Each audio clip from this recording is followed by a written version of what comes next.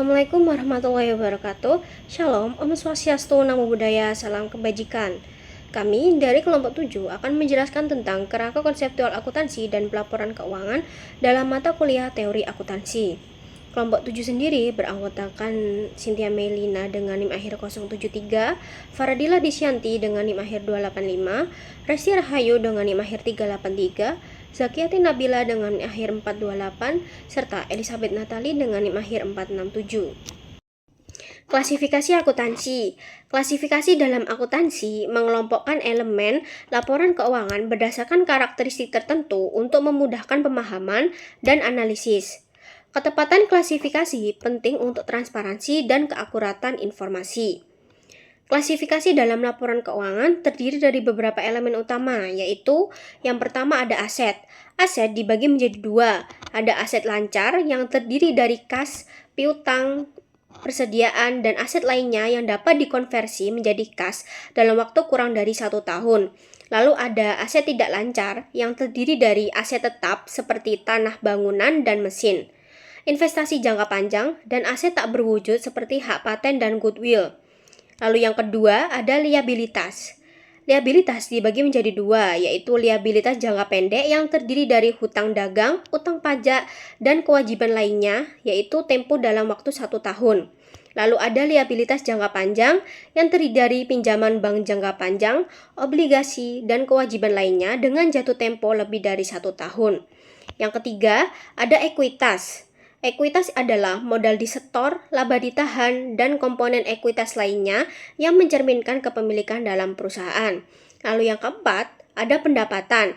Pendapatan adalah penghasilan yang diperoleh dari aktivitas utama perusahaan seperti penjualan barang atau jasa. Lalu yang terakhir ada beban. Beban adalah pengeluaran atau biaya yang dikeluarkan dalam operasional perusahaan seperti biaya bahan baku, gaji, dan penyusutan. Konflik kepentingan. Konflik kepentingan dalam akuntansi muncul ketika berbagai pihak yang berkepentingan memiliki tujuan atau kepentingan yang bertentangan dalam penyajian informasi keuangan. Beberapa bentuk konflik kepentingan dalam akuntansi yaitu: yang pertama, ada antara manajemen dan pemegang saham. Manajer mungkin ingin menyajikan laporan keuangan yang menunjukkan laba tinggi untuk mendapatkan bonus, sedangkan pemegang saham menginginkan laporan yang transparan dan sesuai dengan kondisi sebenarnya. Lalu yang kedua, ada antara investor dan kreditor. Investor cenderung mencari informasi mengenai pertumbuhan laba, sedangkan kreditor lebih fokus pada kemampuan perusahaan dalam membayar utangnya. Hal tersebut dapat menyebabkan perbedaan dalam interpretasi risiko keuangan. Yang ketiga, antara perusahaan dan regulator. Perusahaan mungkin ingin menyajikan laporan keuangan yang lebih menguntungkan untuk menarik investor. Sementara, regulator mengutamakan kepatuhan terhadap standar akuntansi dan transparansi keuangan. Lalu yang keempat, ada auditor dan klien. Auditor harus memberikan opini independen atas laporan keuangan, tetapi perusahaan yang diaudit mungkin berusaha memengaruhi hasil audit agar terlihat lebih baik. Baik, selanjutnya mengenai tujuan laporan keuangan. Yang pertama menurut PAI atau Prinsip Akuntansi Indonesia yaitu ada 5. Yang pertama yaitu untuk memberikan informasi keuangan yang dapat dipercaya. Yang kedua untuk memberikan informasi yang dapat dipercaya mengenai perubahan aktifan itu. Suatu perusahaan yang timbul dari kegiatan usaha dalam rangka memperoleh laba. Yang ketiga yaitu untuk memberikan informasi keuangan yang membantu para pemakai laporan dalam menaksir potensi perusahaan untuk menghasilkan laba. Yang keempat yaitu untuk memberikan informasi penting lainnya mengenai perubahan dalam aktiva dan kewajiban suatu perusahaan. Dan yang terakhir untuk mengungkapkan sejauh mungkin informasi lain yang berhubungan dengan laporan keuangan yang relevan untuk kebutuhan pemakai laporan. Selanjutnya yaitu menurut SAK atau Standar Akuntansi Indonesia. Yang pertama yaitu tujuan laporan keuangan adalah menyediakan informasi yang menyangkut posisi keuangan, kinerja, serta perubahan posisi keuangan suatu perusahaan yang bermanfaat bagi sejumlah besar pemakai dalam untuk mengambil keputusan. Yang kedua, laporan keuangan disusun bertujuan untuk memenuhi kebutuhan bersama sebagian besar pemakai. Yang ketiga yaitu laporan keuangan menunjukkan apa yang telah dilakukan manajemen atau stewardship atau penanggung-jawaban manajemen atas sumber daya yang dipercayakan kepadanya. Tujuan laporan keuangan ini diadopsi dari IASC. Yang selanjutnya yaitu tujuan laporan keuangan menurut Asobat. Ada 4. Yang pertama yaitu membuat keputusan yang menyangkut penggunaan kekayaan yang terbatas untuk menetapkan tujuan. Yang kedua, untuk mengarahkan dan mengontrol secara efektif sumber daya manusia dan faktor produksi lainnya. Yang ketiga, memelihara dan melaporkan pengamanan terhadap kekayaan. Yang keempat, membantu fungsi pengawasan sosial.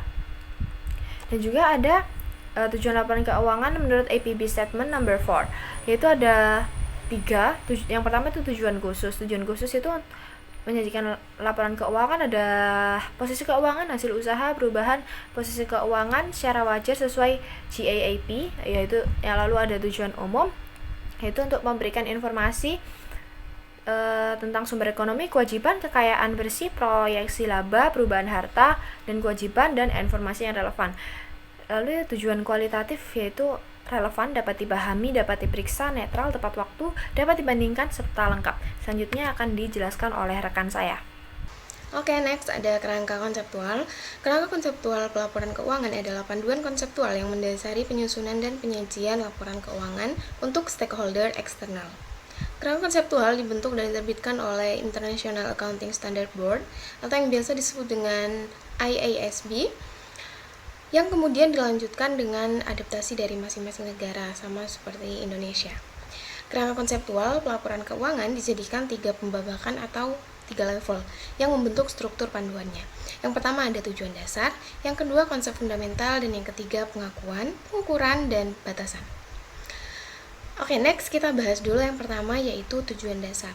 Menjelaskan mengenai informasi dasar penyusunan laporan keuangan yang memberikan informasi yang valid untuk pengguna eksternal atau yang biasa disebut dengan General Purpose Financial Reporting. Dalam tujuan dasar dijelaskan juga mengenai aspek-aspek yang berkaitan dalam kerangka konseptual, seperti elemen laporan keuangan, pengakuan, pengungkapan, dan juga karakteristik kualitatif. Oke, next yang kedua ada konsep fundamental. Karakteristik informasi akuntansi yang baik dan kuat telah diatur jika memiliki beberapa fundamental sebagai berikut. Yang pertama tentunya relevan. Hal ini dibutuhkan agar informasi yang disajikan dapat membantu sebagai dasar pengambilan keputusan yang strategis. Lalu yang kedua, predictive value. Informasi keuangan membantu untuk memberikan gambaran yang lebih prediktif untuk kondisi yang akan terjadi di masa depan. Yang ketiga ada reliability. Informasi yang diungkapkan harus bersifat objektif yang dapat dipercaya. Lalu yang keempat ada materiality, biasanya akan ditentukan dan dipertimbangkan secara langsung oleh profesional disebabkan belum adanya aturan yang mendasari konsep ini. Lalu yang selanjutnya yang kelima ada neutrality, di mana perusahaan tidak mengungkapkan informasi yang bertujuan untuk kepentingan sepihak, namun berdasarkan kebutuhan bersama. Lalu yang keenam ada free from error, mengungkapkan informasi yang terbebas dari kesalahan sehingga dapat tersaji secara akurat dan juga wajar. Di bagian kedua ini juga menjelaskan mengenai elemen yang terdapat di dalam laporan keuangan, seperti yang pertama ada liabilitas atau kewajiban yang perlu dibayarkan di masa lalu oleh entitas. Yang kedua ada ekuitas, nilai yang bersifat penyusutan dalam aset sebuah entitas setelah adanya pengurangan dari kewajiban. Lalu ada pendapatan, yaitu arus kas masuk baik melalui hasil usaha ataupun investor. Yang keempat ada beban, pengeluaran biaya atau penurunan nilai ekonomi yang terjadi dalam komponen keuangan. Dan yang terakhir ada aset, sumber daya yang dikelola oleh entitas dan memiliki nilai ekonomi yang terus bertambah. Oke, yang terakhir ada pengakuan, pengukuran, dan juga batasan. Pada kerangka konseptual level 3 ini menjabarkan cara mengidentifikasi konsep sebagai asumsi, prinsip, dan juga kendala biaya dalam laporan keuangan. Ketiga cara mengidentifikasi tersebut melalui seperangkat prinsip yang terdiri dari pengakuan, pengukuran, dan juga pengungkapan. Oke, yang pertama ada asumsi dasar. Asumsi dasar sendiri terbagi menjadi 2, yaitu asumsi dasar dalam kerangka konseptual dan juga asumsi dasar pelaporan keuangan. Oke, yang pertama ada going concern, yaitu kelangsungan usaha untuk memenuhi komitmen dan tujuan utamanya.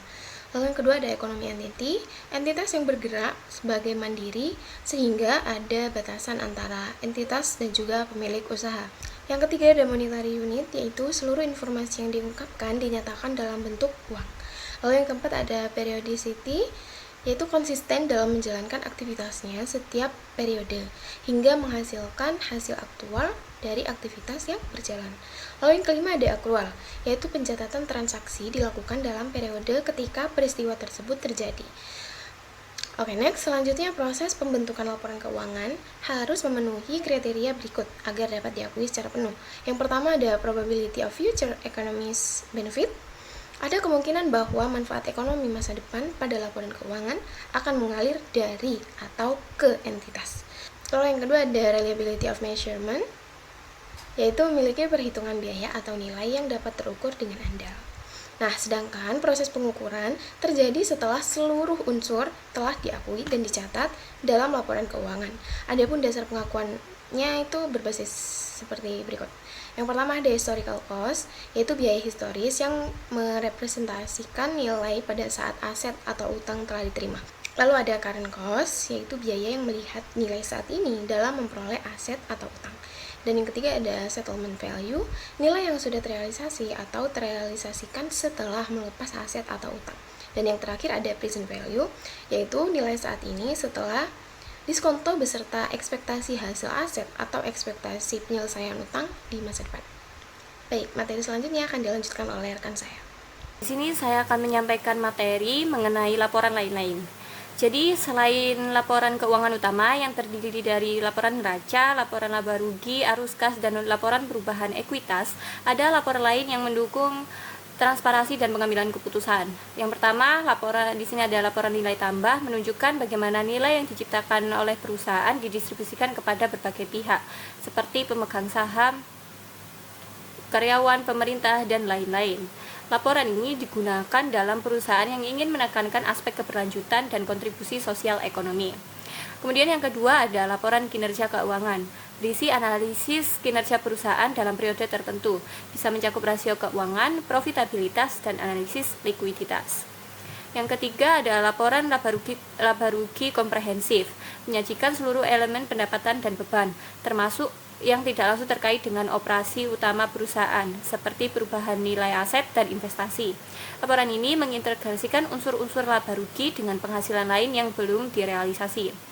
Yang keempat ada laporan perubahan modal kerja, menggambarkan perubahan dalam aset lancar dan liabilitas jangka pendek perusahaan. Penting untuk memahami likuiditas dan efisiensi operasional perusahaan. Yang kelima ada laporan risiko dan manajemen keuangan, menyediakan informasi mengenai strategi perusahaan dalam mengelola risiko keuangan seperti risiko pasar, kredit, dan likuiditas. Sering digunakan oleh perusahaan besar dan institusi keuangan. Selanjutnya, laporan yang keenam, laporan keberlanjutan. Berisi informasi terkait dampak ekonomi, lingkungan, dan sosial dari kegiatan perusahaan. Menjadi bagian penting dari standar pelaporan modern, terutama bagi perusahaan yang ingin menarik investor yang peduli pada keberlanjutan. Yang ketujuh, laporan segmentasi usaha, mengungkap informasi tentang kinerja keuangan berdasarkan segmen bisnis atau wilayah geografis.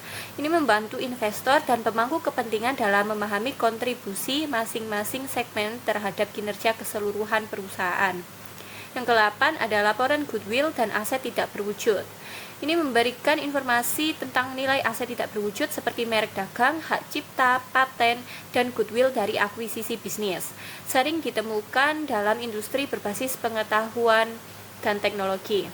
Kesembilan ada laporan pajak, berisi informasi tentang kewajiban pajak perusahaan, termasuk pajak penghasilan dan pajak lainnya.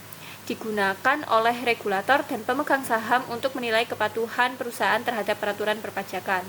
Yang ke-10 yang terakhir ada laporan tanggung jawab sosial perusahaan, menunjukkan bagaimana perusahaan berkontribusi terhadap masyarakat dan lingkungan, fokus pada inisiatif sosial, filantropi, dan praktik bisnis yang berkelanjutan. Nah, seluruh laporan tambahan ini tidak selalu diwajibkan, tetapi sering digunakan untuk meningkatkan transparansi dan kualitas informasi yang diberikan kepada pemangku kepentingan. Nah, selanjutnya ada materi mengenai taksonomi karakteristik normatif yang harus dicerminkan oleh pernyataan-pernyataan akuntansi. Kutipan mengenai betapa pentingnya taksonomi normatif ini diutarakan oleh Arthur Levitt. Terdapat 3 kategori taksonomi umum mengenai karakteristik normatif. Yang pertama, karakteristik formasional. Karakteristik ini berhubungan dengan perkembangan dari pernyataan dan dengan penilaian selanjutnya mengenai kegunaan yang diberikan. Yang kedua ada karakteristik operasional. Karakteristik ini berhubungan dengan pengimplementasian dan memenuhi persyaratan-persyaratan yang diminta oleh pernyataan. Yang ketiga ada karakteristik informasional. Karakteristik ini berhubungan dengan kemampuan untuk menghasilkan data yang berguna dalam pengambilan keputusan. Sekian yang dapat disampaikan oleh kelompok kami. Apabila ada kesalahan atau kekurangan, kami ucapkan mohon maaf dan terima kasih.